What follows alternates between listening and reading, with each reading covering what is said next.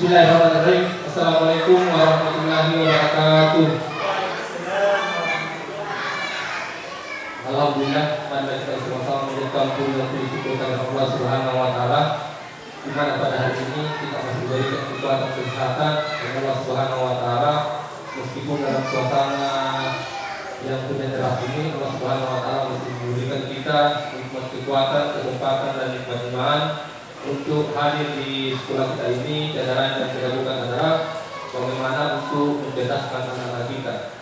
Salam dan salawat senantiasa kita peruntukkan kepada baginda Rasulullah Muhammad sallallahu alaihi wasallam. Dialah Nabi yang telah mengantarkan kita dari zaman jahiliyah menuju zaman ke kita seperti yang kita rasakan sekarang ini. Bapak Ibu yang kami hormati, mohon maaf kami kumpulkan di sini. Kebetulan ada tugas kami, yaitu tugas di modul 14, yaitu bagaimana diseminasi artinya menyebarkan pemahaman budaya positif. Sebelumnya saya minta maaf kepada Bapak Ibu, bukannya saya lancar atau dengan kata lain memiliki ilmu yang lebih daripada ini, tetapi saya hanya menyebarkan apa yang menjadi tanggung jawab saya. Jadi sebelumnya saya minta maaf kepada Bapak Ibu untuk kegiatan ini karena mungkin mengganggu daripada aktivitas Bapak Ibu. Ya. Adapun yang saya sebutkan di sini adalah yaitu diseminasi modul 14 budaya positif. Next. Adapun yang menjadi pertanyaan kita di sini, yang menjadi bahan renungan kita yang pertama di sini adalah setuju atau tidak setujukah? Saya ulangi, setuju atau tidak setuju. Yang pertama, hukuman dapat mendisiplinkan anak. Yang kedua adalah pemberian hukuman dengan hal positif seperti membaca atau membersihkan halaman sekolah dapat meningkatkan disiplin anak. Yang ketiga, memberi penghargaan dan meningkatkan motivasi belajar anak. Nah, yang sering kita lakukan, mungkin yang pernah kita lakukan di sini adalah yang mungkin kita semua sudah melakukan poin 1 sampai poin 3. Sebentar akan kita temukan jawaban dari pertanyaan ini. Yang pertama di sini adalah apakah hukuman itu dapat mendisiplinkan anak? Nah, kita sering menghukum anak, apakah itu bisa mendisiplinkan anak? Yang kedua adalah masalah pemberian hukuman. Mungkin kita sering melakukan ini, yaitu seperti membaca saat mungkin dia terlambat atau dan kata lain hal sebagainya. Kita memberi hukuman kepada anak, bersihkan halaman sekolah dan lain sebagainya dengan tujuan meningkatkan disiplin anak. Next.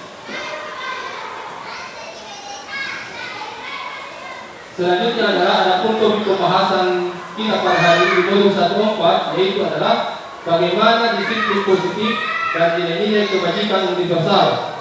Yang kedua adalah teori motivasi, hukuman maupun penghargaan. Yang ketiga adalah keyakinan kelas. Yang keempat adalah kebutuhan dasar manusia. Dan yang kelima di sini adalah posisi kontrol guru. Dan yang terakhir adalah segitiga restitusi. Ya, next. Next. Ya, sekarang kita akan coba di sini, yaitu bagaimana mengubah paradigma kita. Saya ulangi, bagaimana mengubah paradigma kita. Di sini ada kegiatan sebentar, yaitu kegiatan mengepalkan tangan. Instruksinya adalah Anda sebagai A dan teman artinya yang di dekatnya adalah teman sebagai B. Sebentar akan ada perintah di sini. Sobeklah secari kertas kecil, tuliskan benda atau sesuatu yang sangat berharga untuk Anda. Letakkan di salah satu tangan Anda dan genggam benda tersebut dengan segala daya. Buatlah kepala. Teman Anda akan mencoba di sini dengan sekuat tenaga dengan berbagai cara untuk meminta Anda untuk memberikan benda tersebut. Nah, B bisa membujuk, bisa dengan cara yang mengancam, atau dengan kata yang menghati, atau merayu, menyuap apa saja agar dapat membuka kepala tangan tersebut. Jadi sebentar sekarang kita akan praktekkan ini.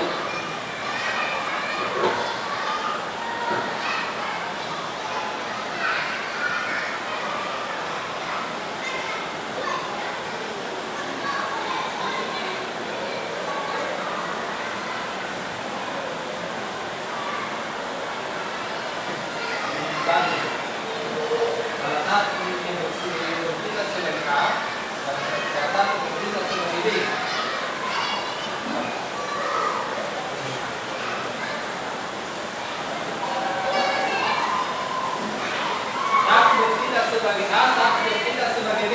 Artinya silakan Bapak Ibu tulis di sini apa yang paling berharga di menurut Anda. Entah apa itu emas atau yang paling berharga dalam diri Anda, yang paling berharga. Silakan. Silakan tulis satu kata saja yang paling berharga. Mobil dan lain sebagainya. Termasuk benda.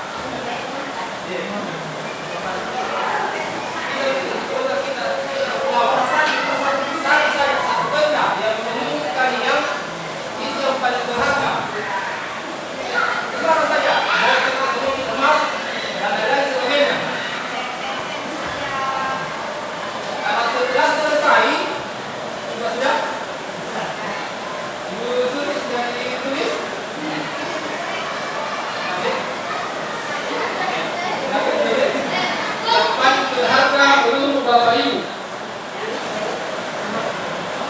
yang kedua, kalau sudah selesai, silakan Bapak Ibu melepas sekuat-kuatnya. Minta lagi yang di samping Bapak Ibu untuk membukanya. Ada satu yang berkurang, jangan bukan membuka, dan ada yang berkurang, memang membuka.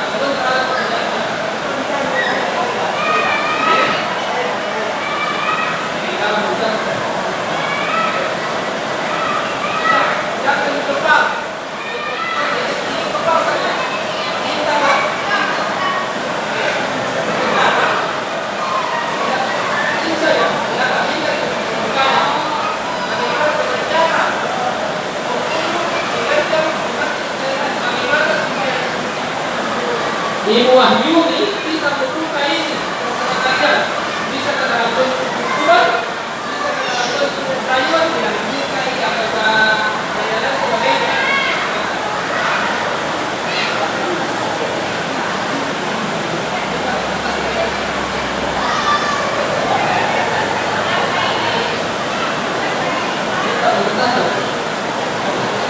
Saya pernah ada saya kan dengan para lain itu tahu ya alhamdulillah itu ada itu saya boleh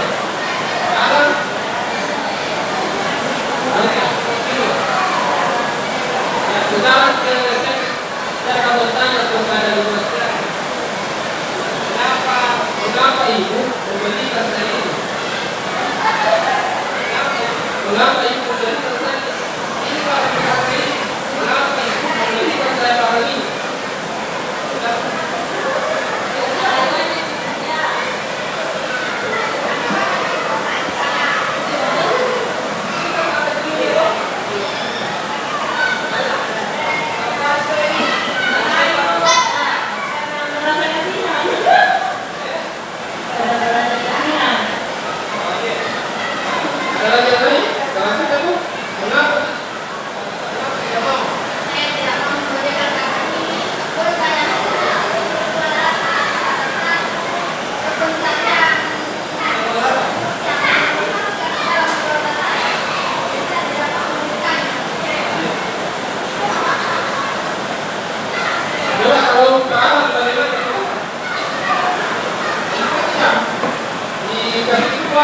karena saya tak membuka dia membunuh saya agar benda yang berharga itu diambil sama itu. Pertama apa saya tidak makan karena itu sangat berharga bagi saya. Tapi setelah saya dibujuk dengan harapan yang baik, saya kesukaan seperti itu. Saya tidak saya habis Pak.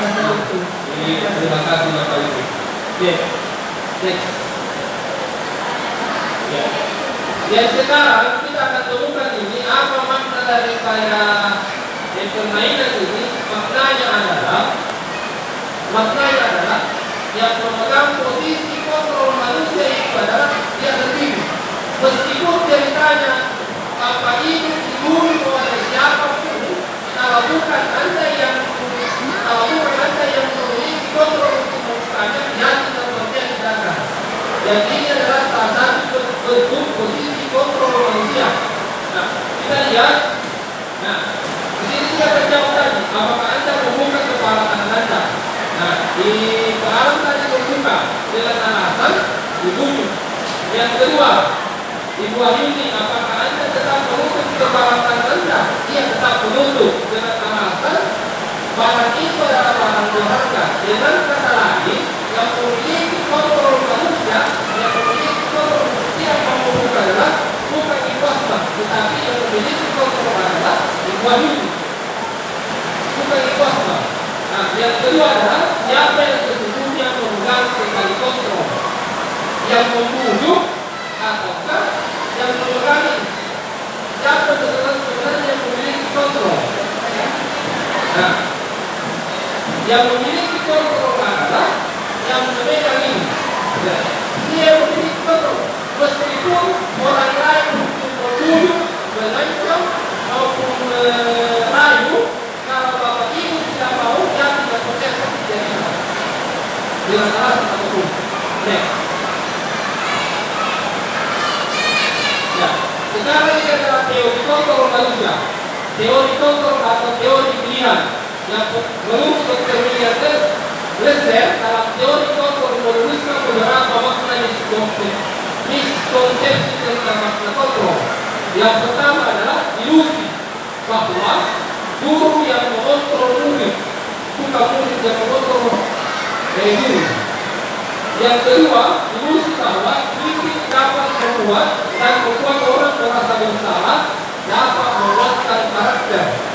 Selanjutnya, ilusi bahwa penguatan positif atau hubungan efektif dan bermanfaat. Yang keempat adalah ilusi bahwa orang dewasa memiliki hak untuk memaksa. Tadi tes dan memaksa untuk membukanya. Bahkan saya sudah menunjuk kesempatan saya sudah menunjuknya berjuang supaya juga saya memberikan barang berharga yang dia miliki. Nah, next.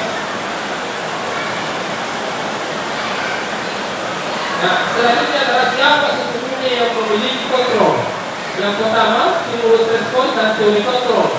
Kita bisa mencoba mengubah orang agar berpandang sama dengan kita.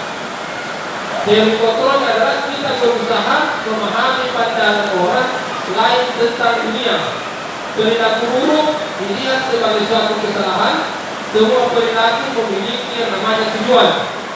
Orang lain bisa mengontrol saya, hanya Anda yang bisa mengontrol diri Anda. Ini adalah teori kontrol.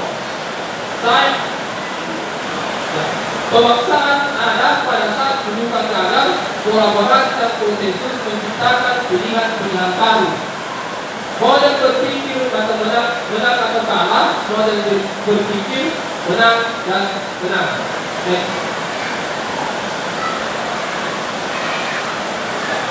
Di sini kita bisa menemukan makna disiplin seperti pada pertanyaan otomatik yang pertama di slide pertama tadi.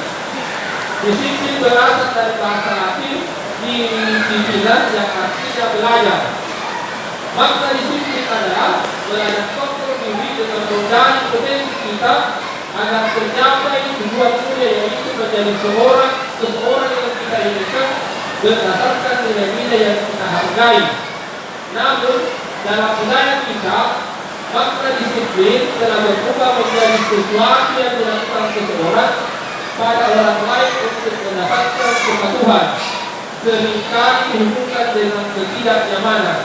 Seringkali kita menemukan di sini menerapkan kegiatan disiplin seperti tadi, yaitu kalau terlambat atau kata lain melakukan suatu kesalahan, kita berdisiplin. Jadi mari kita sama-sama mengubah ini, mendisiplinkan anak dengan cara belajar.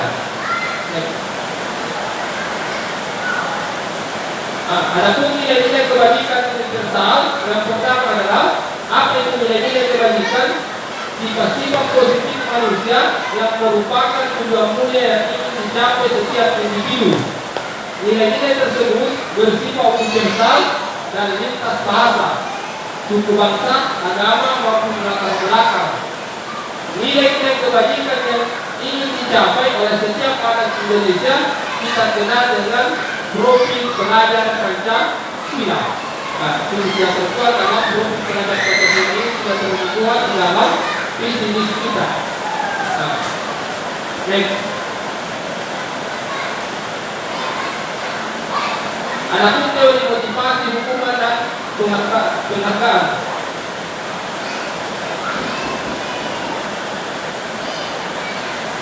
Nah, ini adalah teori motivasi perilaku manusia. Yang pertama adalah untuk menghindari ketidaknyamanan dan hukuman, maka kita akan mengatakan apa yang akan terjadi apabila saya tidak melakukannya. Kalau kita mengatakan, kalau kita menerapkan ini hukuman, maka yang menjadi pertanyaan adalah apa yang akan terjadi apabila saya tidak melakukannya. Yang kedua adalah untuk mendapatkan imbalan. Ini juga yang sering kita yang masih jadi polemik ini, yaitu memberikan dalam bentuk penghargaan itu biasa kita terapkan. Nah, yang ketiga adalah untuk menghargai diri sendiri. Yang pertama dan kedua di sini adalah ini adalah motivasi eksternal, artinya dari luar. Nah, kalau yang ketiga adalah dia adalah motivasi dari dalam diri sendiri, artinya adalah tujuannya adalah disiplin positif. Jadi ini yang menjadi yang sering mungkin pernah kita lakukan, yaitu yang kata lain memberikan imbalan, misalnya ya kata lain ini misalnya kalau kita misalnya kita memberikan tugas karena satu beri misalnya kalau naik ke kelas misalnya kalau dapat ke 100 maka kasih gula-gula. Ini adalah salah satu bentuk imbalan. Misalnya siswa di sini maka dia akan bertanya apa yang akan saya dapatkan apabila saya tidak melakukannya. Dan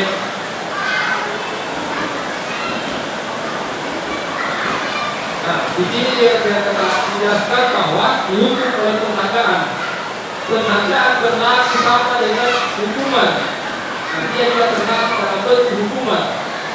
Dalam arti meminta atau membunuh seseorang melakukan sesuatu untuk memenuhi suatu tujuan dari orang yang meminta atau membunuh, dorongannya eksternal dan akan ada faktor ketergantungan. Artinya dia akan selalu bergantung. Kalau saya kasih dia ibarat dan serius, mungkin anak sesuatu itu. Jadi kalau ada ibarat sebenarnya mungkin pertamanya bagus. Kalau kedua ketiga kalinya kalau kita sudah tidak memberikan ibarat lagi, maka bisa jadi banyak itu tidak cukup lagi.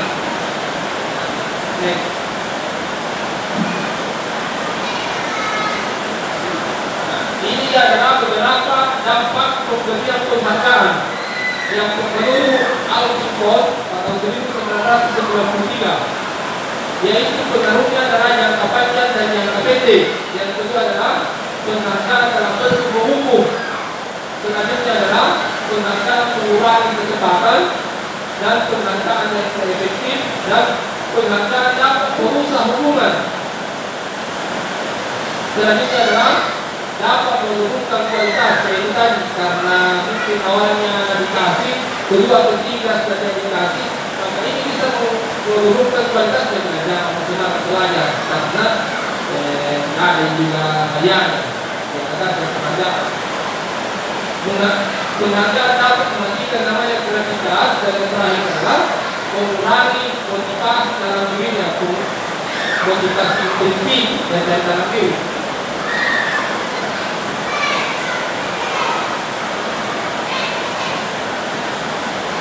Ini adalah bentuk-bentuk program kebajikan dalam memberikan aktivitas dan pengakuan perlu ingat beberapa hal. Yang pertama adalah beri pengakuan secara khusus, beri pengakuan secara pribadi, beri pengakuan kepada semua murid bergantian, dan beri pengakuan secara konsisten dan fokus pada proses. Nah, ini adalah contoh-contoh pengakuan apresiasi kebajikan. Nah, yang pertama adalah misalnya kalau kita ada pembuka nilai kebajikan dan situasi. Nah, kemarin saya perhatikan terus nilai kebajikan adalah masa itu besar sekali. Situasinya berasal menolong murid baru yang ada di kelas. Misalnya ini adalah salah satu contoh. Situasinya adalah menolong murid di kelas kita. Saya menghargai. Terus nilai kebajikannya adalah kepedulian. Dan situasinya adalah pada saat kami membantu kelompok di kelompok. Jadi ini menjadi PR kita sama-sama semua guru kelas untuk membuat yang namanya nilai-nilai kebajikan, membuat nilai-nilai kebajikan yang bisa kita harapkan. Alhamdulillah kita seperti ini ya, ada yang mengatakan di pelajaran tidak di benteng nilai-nilai kebajikan yang akhirnya yang bisa diterapkan oleh peserta didik kita, guru-guru kita di setiap kelas. Nah, siapa yang membuat ini? Nanti dia sendiri yang membuat. Nanti dia sendiri yang membuat nilai-nilai apa yang harus saya terapkan di dalam kelas kita. Bukan Bapak Ibu guru yang membuat, tapi nanti dia sendiri. Kita lemparkan kepada murid kita apa yang perlu di nilai-nilai kebajikan yang harus diterapkan di dalam kelas.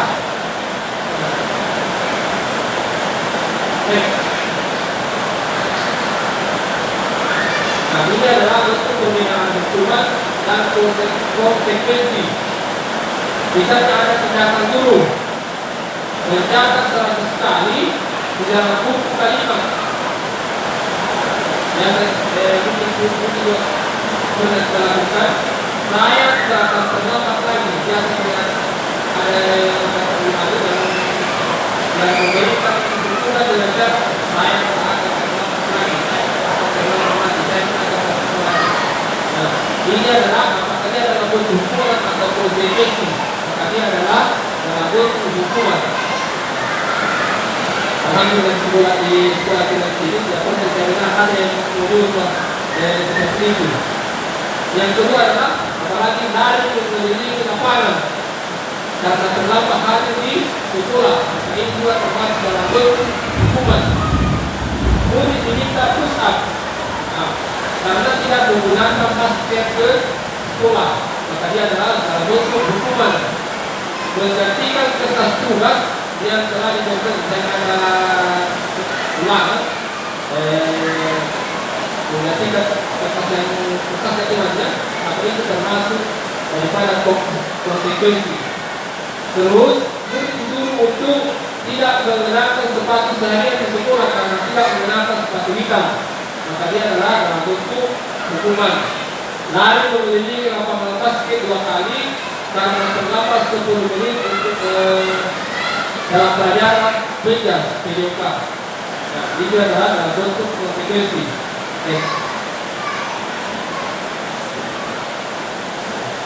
Apa perbedaan hukuman dan konsekuensi? Hukuman adalah sesuatu yang menyakitkan harus terjadi. Ini adalah bentuk hukuman. Kalau konsekuensi sesuatu harus terjadi. Yang kedua, hukuman bisa juga membuat anak sakit, menghukum dan lain sebagainya untuk jangka waktu yang lama. Biasa kita dengar di media sosial dan lain sebagainya, itu membuat anak menjadi sakit. Selanjutnya adalah membuat anak merasa tidak nyaman dalam jangka waktu yang panjang, yang pendek. Lalu kena konsekuensi. Biasa kita mendengar waktu saya pernah ditanya di bawah waktu lokakannya ada pertanyaan seperti ini. Pertanyaannya adalah apa yang Bapak Ibu dan apa yang Bapak Ibu yang paling Bapak Ibu ingat dari itu. Jadi ada foto. Jadi saya tanya kembali bahwa waktu ada tugas seperti itu saya disuruh untuk menulis apa yang paling Bapak Ibu ingat waktu SD dulu. Jadi dengan saya menulis pada itu dan saya pernah disuruh mengerjakan soal matematika, saya tidak tahu dan saya kasih buku untuk menulis. Itu yang paling saya ingat. Jadi ternyata kalau kita memberikan hukuman seperti itu, umur saya sekarang sudah 37 tahun, masih teringat itu kejadian Bapak Guru Ibu Guru, kenapa seperti itu. Jadi coba bertanya sama yang lebih tua lagi, coba kita cerita apa yang pernah dilakukan oleh Bapak Guru, Ibu Guru waktu kita SD.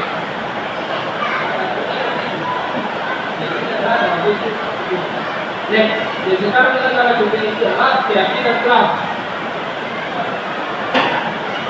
Nah, ini apa bedanya keyakinan kelas dengan peraturan kelas? Keyakinan kelas dan peraturan kelas. Nah, dalam peraturan kelas, yang membuat peraturan itu adalah satu orang saja. Ulangi, kalau peraturan yang membuat itu adalah satu orang saja. Mungkin Bapak Guru atau kepala sekolah atau sekolah itu sendiri yang membuat peraturan. Tetapi kalau keyakinan yang membuat itu keyakinan kelas adalah siswa sendiri yang merumuskan. Siswa sendiri yang merumuskan apa yang perlu dilaksanakan bersama di dalam kelas kita. Jadi hukumnya itu adalah sebagaimana adalah di dalam kelas kita sendiri. Yang mengapa tidak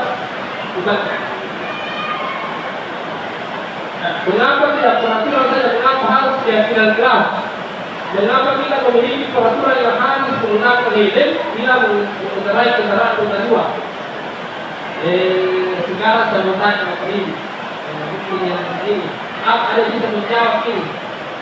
Mengapa kita memiliki peraturan menggunakan helm? Kita bisa menjawabnya. Ya, saya itu mungkin menjawab supaya kita terlindungi kalau kita terjatuh. Dan itu peraturan dari lalu lintas harus menggunakan tetapi itu untuk kebaikan bagi pengendara. Terima kasih. Terima kasih. Kita yang lain. Jadi, mengapa kita memiliki peraturan harus menggunakan helm? Jadi fungsinya adalah supaya kita seperti yang dikatakan oleh Ahmad bahwa untuk menjaga kita sendiri, menjaga diri sendiri dan menjaga orang lain berkendara. Nah, ini juga mengapa kita memiliki peraturan 3M di pada saat COVID ini.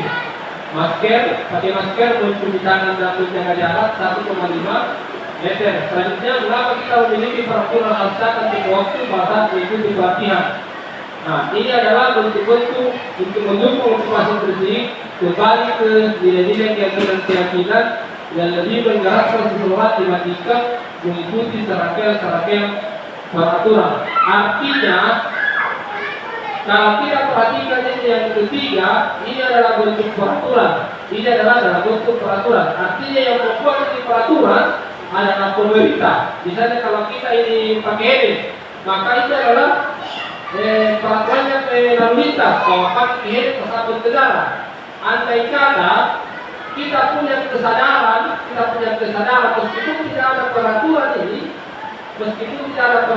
ini, kita yang memiliki kesadaran kalau berkendara keluar berkendara pakai helm. Karena tujuannya adalah untuk diri saya sendiri. Maka ini adalah motivasi dari dalam diri, bukan dalam bentuk peraturan. Next. Nah, ini adalah bentuk bagaimana kita membuat keyakinan kelas.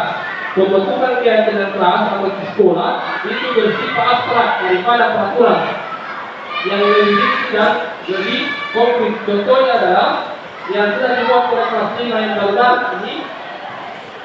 Yang pertama adalah menjaga kebersihan.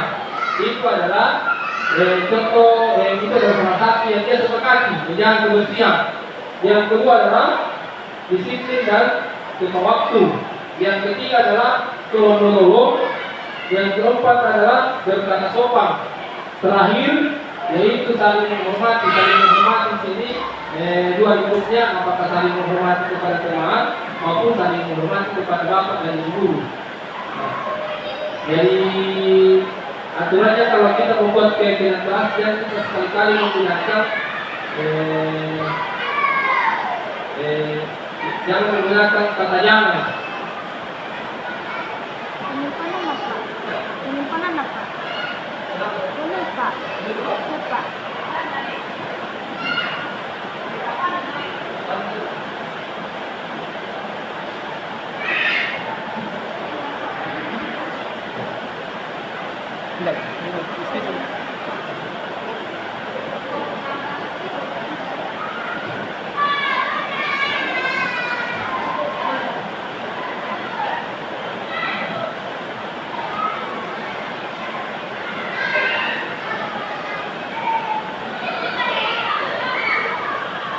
Ya, ini adalah pembinaan antara peraturan dan keyakinan kelas. Contoh peraturan adalah selalu kembalikan buku pada tempatnya. Apa yang bisa kita ubah ke dalam bentuk keyakinan kelas, kalau peraturan kan selalu kembalikan buku pada tempatnya. Bisa kita ubah dengan tanggung jawab. Artinya setiap siswa kita berikan namanya tanggung jawab untuk mengembalikan buku pada tempatnya. Yang kedua adalah dilarang. Jangan kita sekali-kali menggunakan kata dilarang untuk keyakinan kelas, tapi menggunakan menghormati orang lain. Adik di sekolah yang murid, menghormati orang yang bermurid, dilarang melakukan kekerasan. Nah, kita ganti dengan keselamatan, menghormati orang lain. Dan juga dilarang menggunakan narkoba. Maka bentuk keyakinan kelas adalah menjaga kesehatan, bergantian atau menunggu giliran. Artinya apa bentuk keyakinannya adalah bersabar, menghormati orang lain, gunakan masker, itu adalah kesehatan dan keselamatan. Ya, lanjut. Nah, ada pun 5 kebutuhan dasar manusia. Yang pertama adalah bagaimana untuk bertahan hidup. Jadi manusia itu kebutuhannya adalah bagaimana supaya bisa bertahan hidup. Makanya dia itu adalah mencari namanya atau pencaharian. Yang kedua adalah bentuk kasih sayang. Jadi setiap manusia itu memiliki rasa kasih sayang, apakah itu yang diterima ataukah memberi. Yang ketiga adalah bentuk kebebasan, kebutuhan akan pilihan. 4, kesenangan. Bagaimana setiap manusia itu tidak ada yang yakin dan percaya bapak dulu, tidak ada yang menginginkan untuk tidak senang. Dia tidak percaya tak senang semua. Maka itu adalah kebutuhan dasarnya manusia. Yang kelima adalah pengakuan atas kemampuan. Ya. Nah, jadi seluruh tindakan manusia memiliki tujuan tertentu. Semua yang kita lakukan adalah usaha terbaik kita untuk mendapatkan apa yang kita inginkan. Ketika kita mendapatkan apa yang kita inginkan, sebetulnya saat itu sedang memenuhi satu atau lebih dari satu kebutuhan dasar kita. Ketika seorang murid melakukan suatu perbuatan yang bertentangan dengan nilai-nilai kebajikan atau melanggar peraturan, hal itu sebenarnya dikarenakan mereka gagal memenuhi kebutuhan dasar mereka. Artinya kalau dia sudah melanggar, berarti kebutuhan dasarnya itu sudah tidak terpenuhi. Contohnya, misalnya kalau dia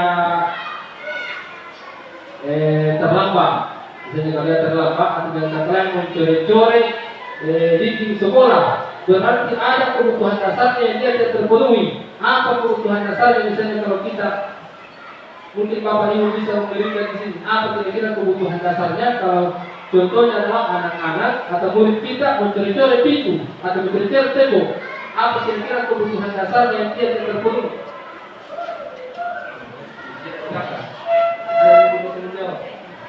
Tidak mempunyai buku gambar sehingga antara tulis sehingga tembakan atau dindingnya dikeras. Artinya kesenangannya di sini tidak ada. Artinya dia mau menggambar di buku tulis. Ya, tapi karena tidak ada buku tulisnya atau buku gambarnya, Maka dia coret adalah tempo. Ya, jadi itu adalah salah satu kebutuhan dasar yang tidak terpenuhi. Nah, next. Ya, ini adalah posisi selanjutnya adalah posisi kontrol manusia. Next. Posisi kontrol manusia itu ada 5. Kita semua di sini 80.000 guru, kita semua memiliki ini. Yang pertama adalah pemukul, pembuat rasa bersalah, teman, pemantau dan manajer. Jadi ini adalah disebut posisi kontrol guru. Yang kita bertindak di mana? Apakah pemukul, atau pembuat rasa bersalah, atau teman, atau pemantau, atau manajer. Next. Nah, ini adalah bentuk posisi kontrol guru. Motivasinya adalah identitas gagal, artinya kontrol dari luar. Bagaimana kita menghindari, menghukum, contoh, guru berbuat, menghargai atau menunjuk atau menyakiti atau menindir. Bagaimana posisi kontrol merasa bersalah, membuat rasa bersalah, maka kita akan mengatakan berceramah dan mengatakan seharusnya ibu kecewa. Bagaimana kalau dia bertindak sebagai seorang teman, guru sebagai seorang teman, membuatkan alasan-alasan untuk muridnya. Nah, terus bagaimana kalau dia pemantau, menghitung dan mengukur. Terus bagaimana kalau dia bersifat manajer, mengajukan pertanyaan-pertanyaan. Saya coba pernah terapkan ada tugas juga ini. Tugas seperti itu, bagaimana posisi kontrol guru. Pernah saya praktikkan. Ada yang saya lihatkan istilah kamu guru terlambat. Setelah itu saya tanya, saya panggil ke belakang, saya tanya apa yang berikan jawabannya. Saya tanya seperti ini, kenapa saya enak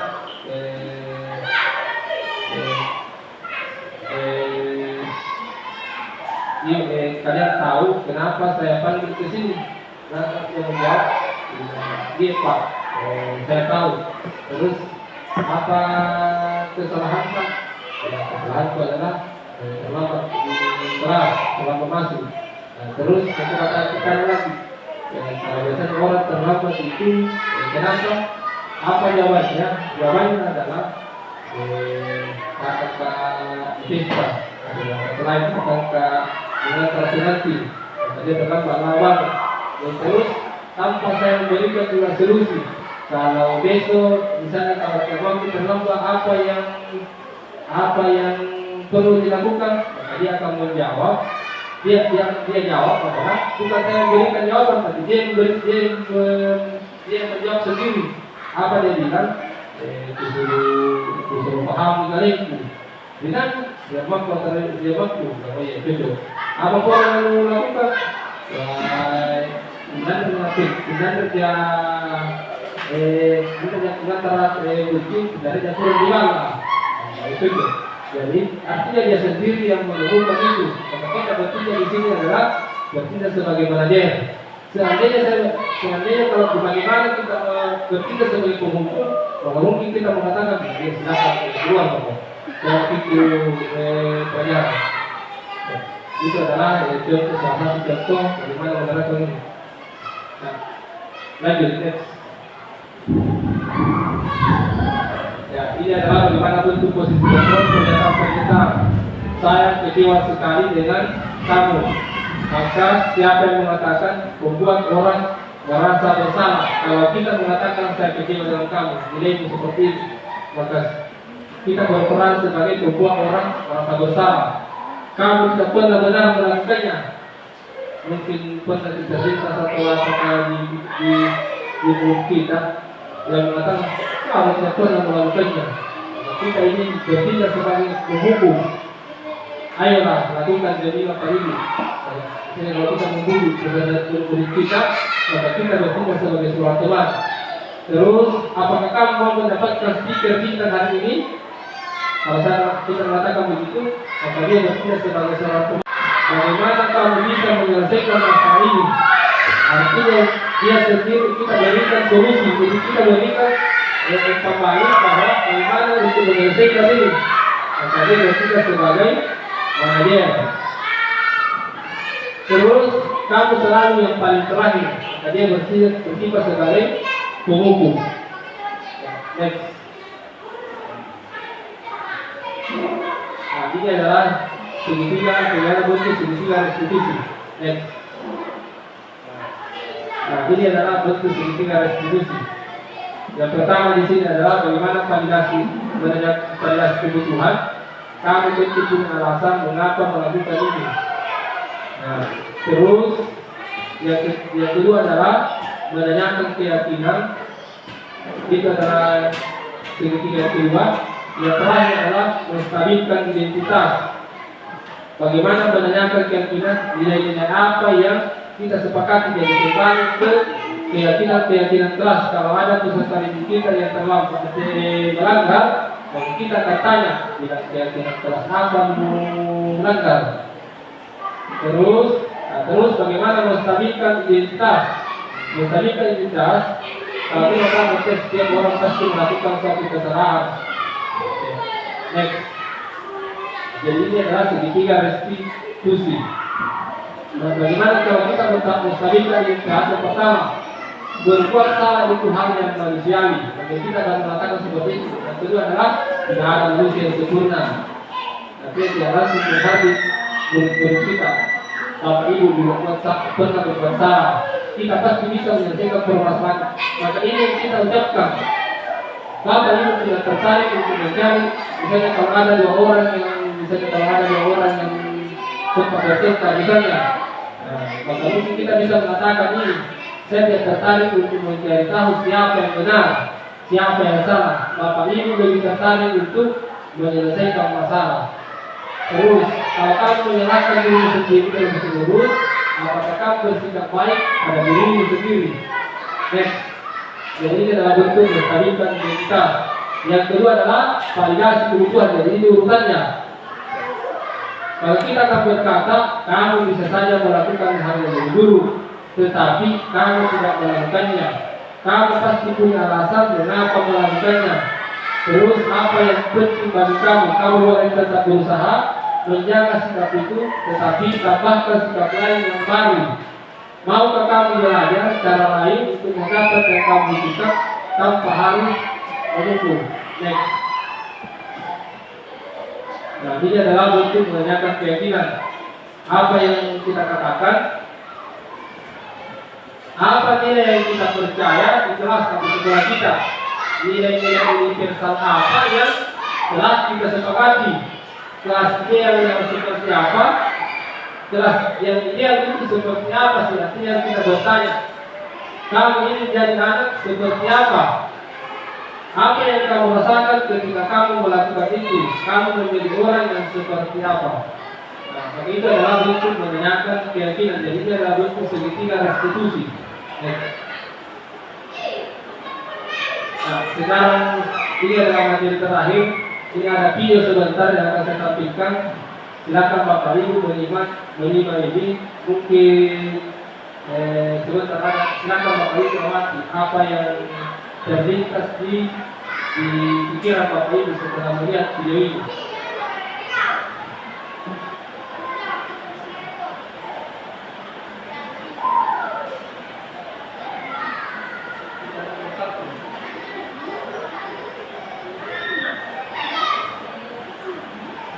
Ulangi, aku teman-teman, jangan dengan teknologi baru wanita dan kelas terus di baju. Jangan, jangan makin negara.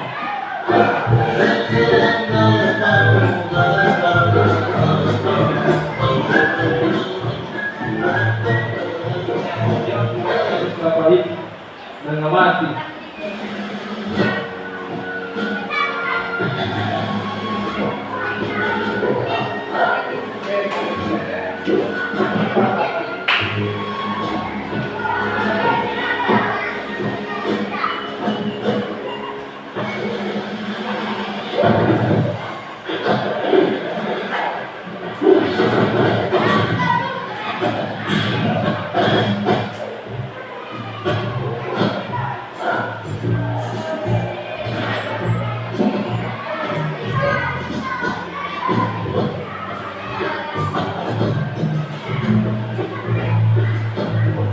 Artinya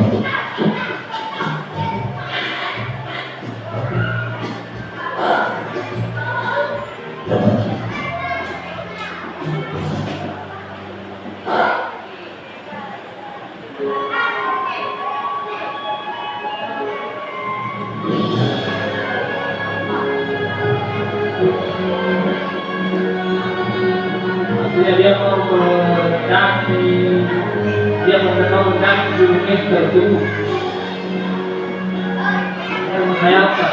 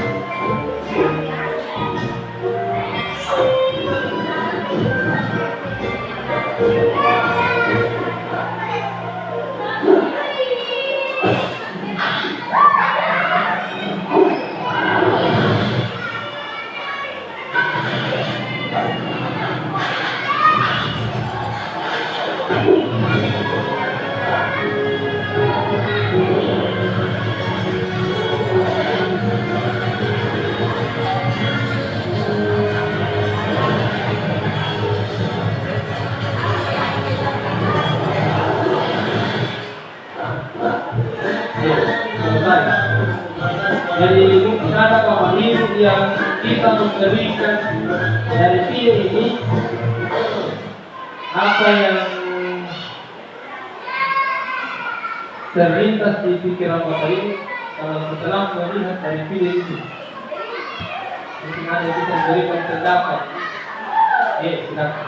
Iya, terima kasih atas kesempatannya. Silakan. Kalau menurut penilaian saya terbesit di pikiran saya adalah kita selalu bekerja keras dan untuk mencapai apa yang kita inginkan. Seperti tadi itu benar, dia bekerja keras dari awal sampai terakhir untuk melihat masa depan yang sangat cerah. Terima kasih.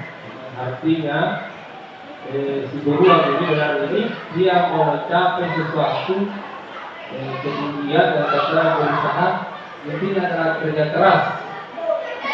Mungkin ada yang lain. Silakan. Silakan.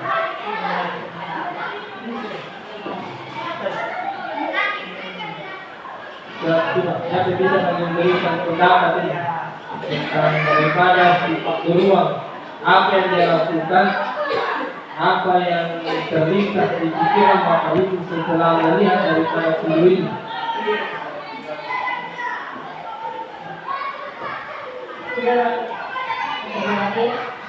Jadi hiburan ini tidak mau pantang menyerah untuk mencapai target yang akan dia capai, dia inginkan. Jadi dia terus berusaha supaya dia bisa mendaki gunung tersebut. Jadi cukup.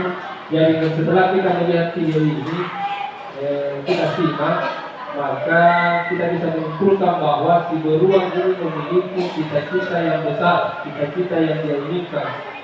Meskipun banyak hambatannya, meskipun ada halangannya, dia tetap berusaha untuk mencapai namanya ketinggian tersebut. Meskipun hasilnya setelah kita lihat, meskipun hasilnya ujung-ujungnya tadi hasilnya adalah artinya yang dia tidak harapkan, artinya yang tidak maksimal. S-nya jatuh, kata Inggrisnya roboh. Jadi apa maknanya ini sebagai Bapak Guru di Buyur? Mari kita sama-sama untuk berusaha untuk menjadi orang yang terbaik. Mari kita berusaha untuk berbuat sesuatu yang bisa kita lakukan. Jangan berpikir bahwa hasilnya ke depan akan seperti ini, hasilnya akan seperti ini. Berusaha menjadi diri. Persoalan ujung-ujungnya di belakang baik atau tidak baik, itu adalah sebuah proses, itu adalah salah satu bentuk pengalaman. Jadi saya rasa itu saja. Jadi setelah melihat materi ini, mungkin Bapak Guru atau Ibu Guru ada yang ingin bertanya, saya beri kesempatan. Silakan. Mungkin ada yang bertanya terkait materi dari nomor 1 ini yang saya positif.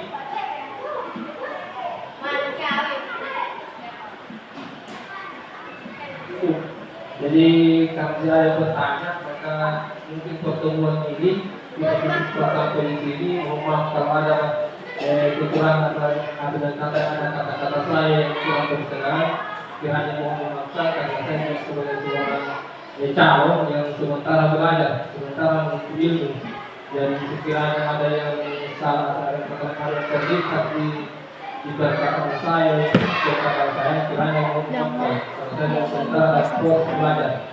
Jadi secara tertutup, terima kasih atas waktu yang diberikan.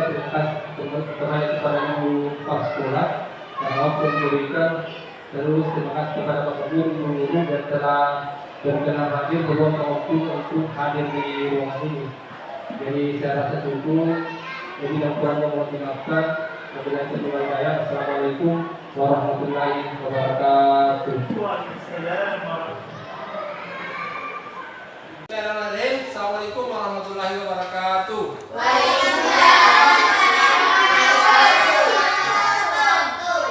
Bagaimana kabarnya hari ini? Baik. Hari semua teman-teman tak? Oke, anak-anak sekalian, sebelum kita memulai, baiklah kita berdoa dulu. Silakan. Tetaplah, silakan pimpin doa. Ya, silakan. Sebelumnya saya bagi salam kepada Pak Guru. Assalamualaikum warahmatullahi wabarakatuh. Membaca doa sebelum belajar.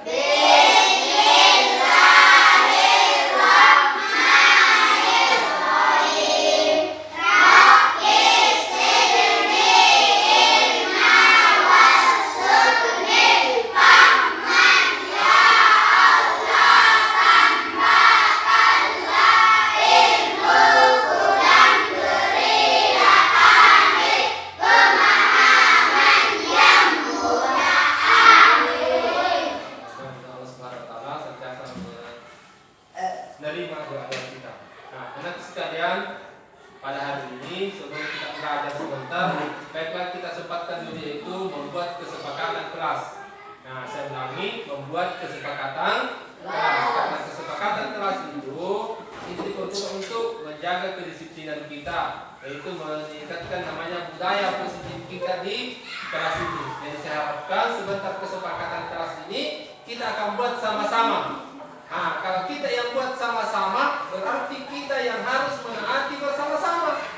Bukan ceritanya cuma satu orang yang menaati, bukan dua orang yang menaati, tetapi kita semua yang harus taati ini.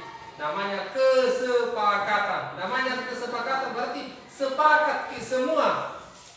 Kalau dikatakan sepakat berarti si A, misalnya Aisyah sepakat semua, harus sepakat. Rival harus disepakat semua bahwa ini yang mau kita sepakati sebentar. Kami, dan sekarang sebentar. Sekarang saya akan bagikan ini.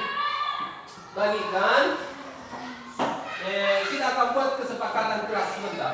Jadi fungsinya kesepakatan kelas di sini bagaimana supaya kita menjaga tata tertib di sekolah kita ini, menjaga kebersihan kita di sekolah ini, supaya kita sepakati semua itu.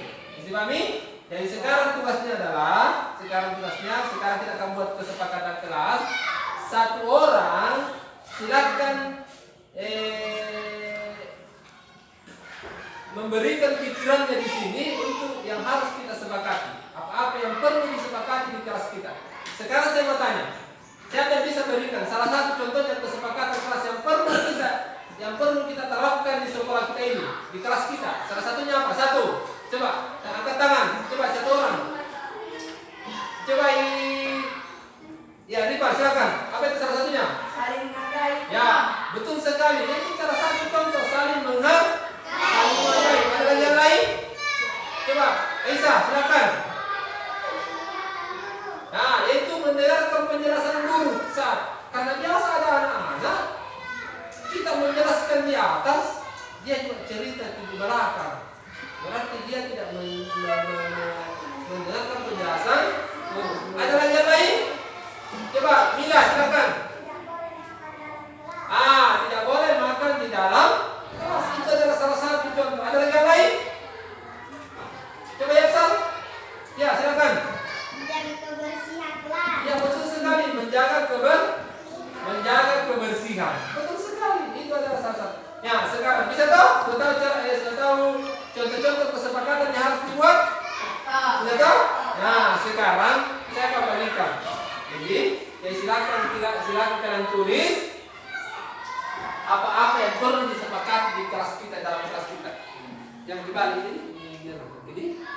Oke. Nah, silakan. Kita warna apa? Warna pink. Oke. Nah, ini. Ya, kasih orange. Ya, sama gitu. Ya, silakan. Nah. Hijau. Oke, silakan. Joko. Silakan. Jadi masing-masing silakan menulis apa yang perlu disepakati di kelas kita. Apa yang perlu Membersihkan kelas, menyapu kelas, membuat sampah di tempatnya. Ya, silakan kalian menulis. Tulis. Ya, lagi gunakan. Ya, silakan.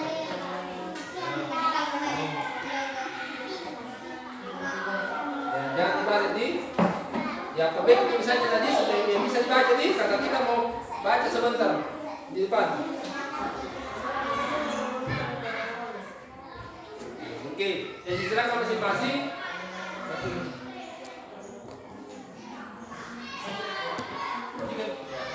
Matikan tuh. Ya, oke, ini. Ya, bisa tuh. Oke, silakan tulis yang perlu disepakati di kelas kita. Silakan.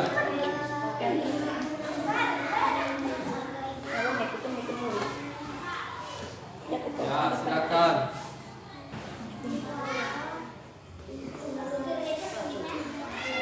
Ya.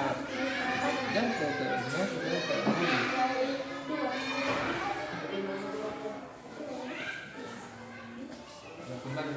Tekan dulu ya. Membuang sampah di tempatnya.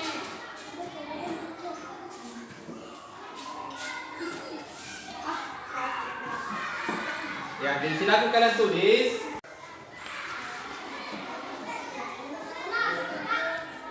Ya, bisa 2, bisa 3, bisa 4. Terserah kalian apa yang perlu disepakati. Bisa 5, bisa banyak. Nah, yang perlu dilaksanakan di kelas kita ini supaya bisa menjadi kelas kita menjadi tertib, menjadi menciptakan namanya disiplin positif di kelas. Nah.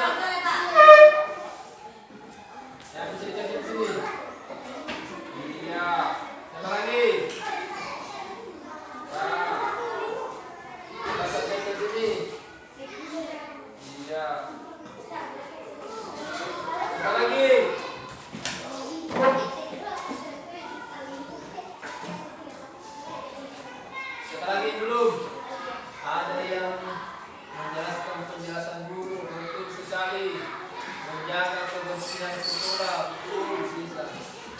Menghargai guru, setelah sesuatu ya silakan.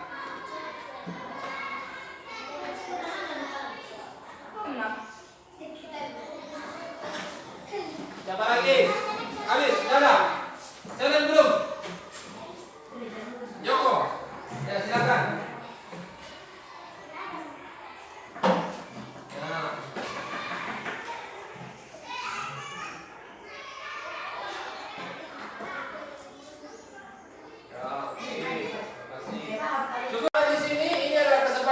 Kelas yang dihasilkan dari kita semua. Artinya ini yang perlu kita sepakati. Yang pertama di sini adalah ada mendengarkan penjelasan guru, betul, bagus. Ada juga menghargai guru, membuang sampah di tempatnya. Oke, saya mau perwakilan satu orang. Coba siapa yang mau bacakan di depan? Oke, ini silakan. Sambil saya bacakan, sambil kita input di depan. Tunggu dulu. Nanti kita tampilkan satu-satu kertas tiba jadi. Ya, satu-satu kertas.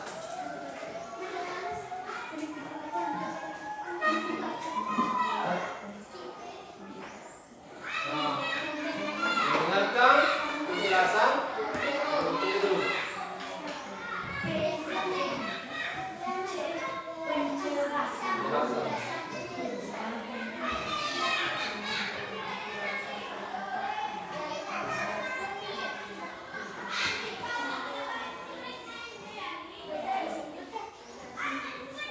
Penjelasan.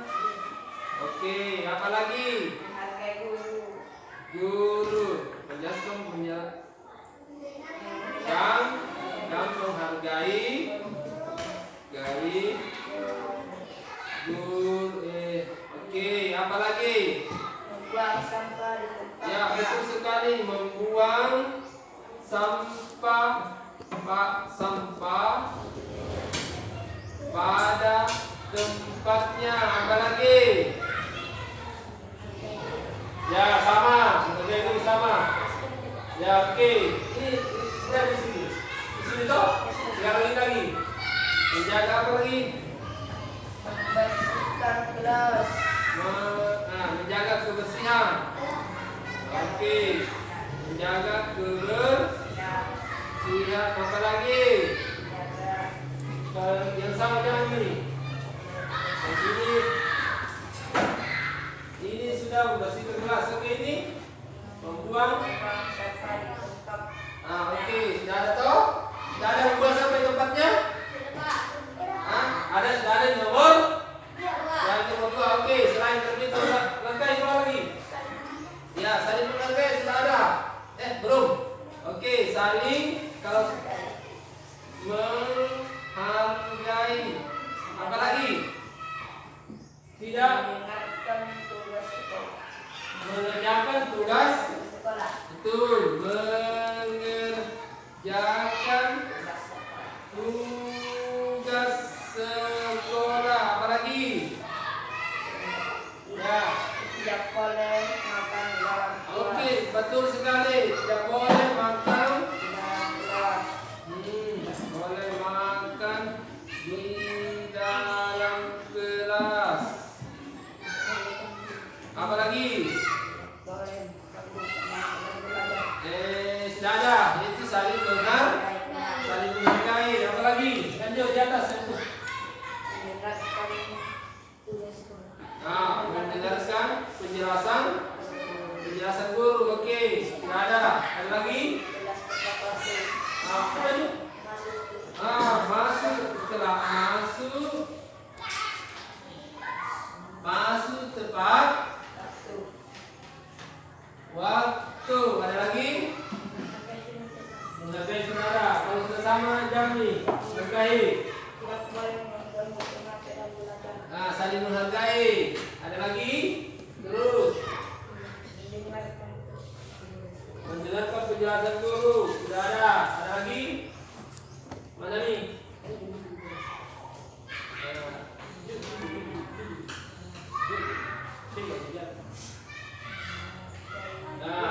Menghargai guru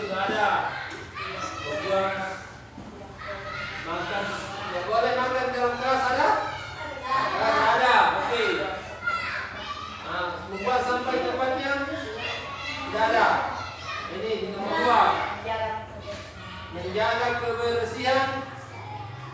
Nah, sudah ada. Nomor 3. Lanjut. Ada lagi?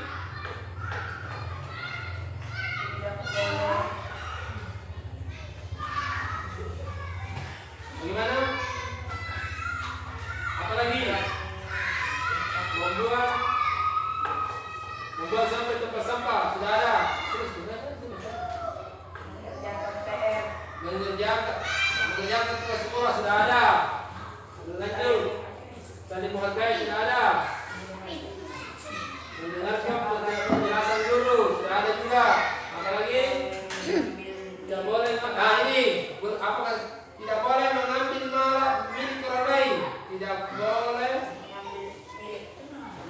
Boleh mengambil barang milik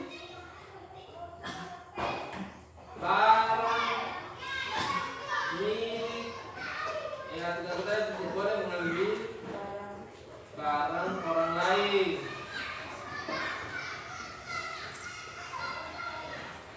Apa lagi? Menjaga kebersihan sudah ada tidak? Bagaimana menjaga kebersihan?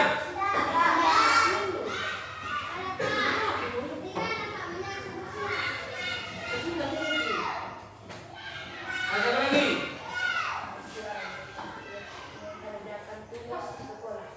Mengerjakan tugas sekolah sudah ada? Oke, ada lagi? Ada lagi? Satu mana nih? Sudah ada. Ada lagi? Nah, menjaga kebersihan kelas sudah ada. Ada lagi? Tidak boleh. Tidak boleh mengambil barang milik teman. Sama. Ada lagi? Mendengarkan penjelasan guru. Apa sudah ada? Sudah ada. Apa lagi? Menghargai guru sudah ada. Saling menghargai. Tidak boleh mengganggu ini. Tidak boleh. Ini belum. Tidak teman yang sedang belajar. Ada lagi? Membuang sampah sudah ada. Mengerjakan PR sudah ada. Di atas mendengarkan penjelasan sama. Lanjut. Nah, sama sudah ada. Sudah ada. Ya, sudah ada juga. Apa lagi? Sama. Masuk ya sama. Sama juga. Ya, terus ini menjelaskan penjelasan guru sama. Terus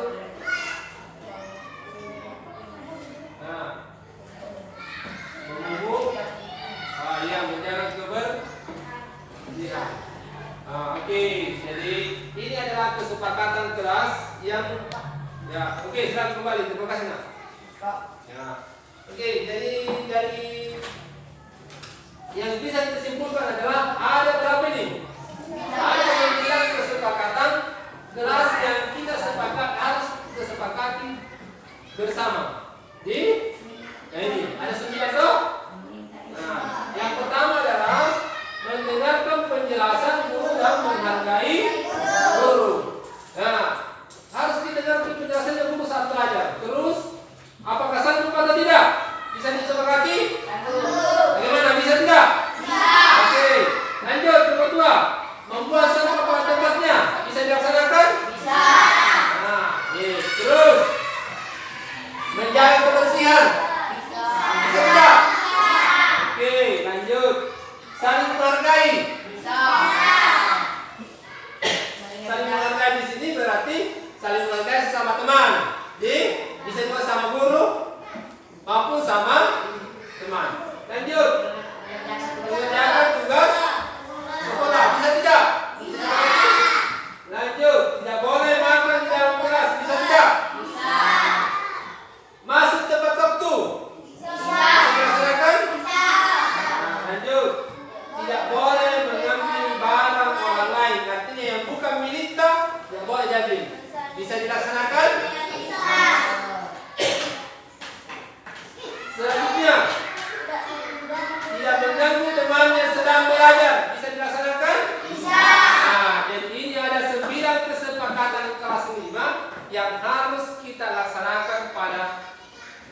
mulai hari ini sampai selanjutnya dan seterusnya. Bisa tidak? Sekarang saya mau tanya, dari ke-9 ini bisa dilaksanakan tidak semuanya? Bisa. Alhamdulillah kalau bisa. Jadi ada 9 kesepakatan keras yang kita sepakati bersama pada hari ini. Jadi insya Allah nanti akan kita buatkan ini, buatkan baru kita tempel di depan kelas kita. Oh, ini kesepakatan keras yang pernah saya sepakati bersama dengan teman-teman saya. Sekarang saya bertanya, siapa yang buat ini? Saya atau kalian? Siapa yang buat? Saya atau kalian? Kalian semua tahu? Nah, yang buat adalah kalian semua yang buat. Maka yang laksanakan adalah kita semua yang laksanakan. Pahami? Oke, jadi saya rasa cukup. Insya Allah ini kita akan buatkan dan kita akan tempelkan di kelas kita. Nah, pahami? Oke, jadi saya rasa cukup. Sekian. Assalamualaikum warahmatullahi wabarakatuh. Waalaikumsalam.